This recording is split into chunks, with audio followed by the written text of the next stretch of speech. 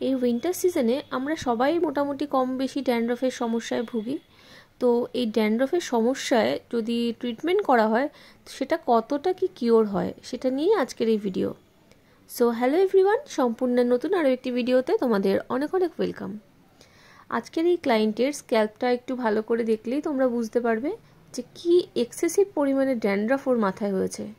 প্রথমেই বলে রাখি, ড্যান্ড্রফের ট্রিটমেন্ট কিন্তু ওয়ান টাইম প্রসিডিওর নয়, একবারে কিন্তু এটা কখনোই কিউরেবল হবে না।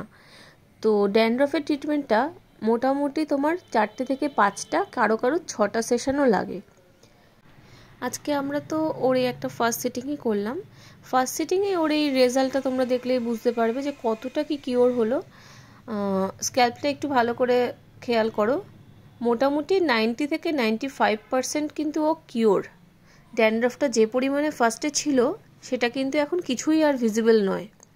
তো তোমাদেরকেও বলছি, তোমরা যারা এরকম কোনো সমস্যায় ভুগছো, এক্সেসিভ ড্যান্ড্রফ হচ্ছে, প্রচুর পরিমাণে হেয়ার ফল হচ্ছে, আবার কেউ ড্যান্ড্রফ আছে কিনা বুঝতে পারছো না, তবে শ্যাম্পু করার 2-1 দিনের মধ্যেই স্ক্যাল্পটা ভীষণ পরিমাণে অয়েলি হয়ে যাচ্ছে, তাদেরকে বলবো তোমরা সম্পূর্ণ যোগাযোগ করতে পারো আর রেজাল্ট নিজেরাই বুঝতে পারবে।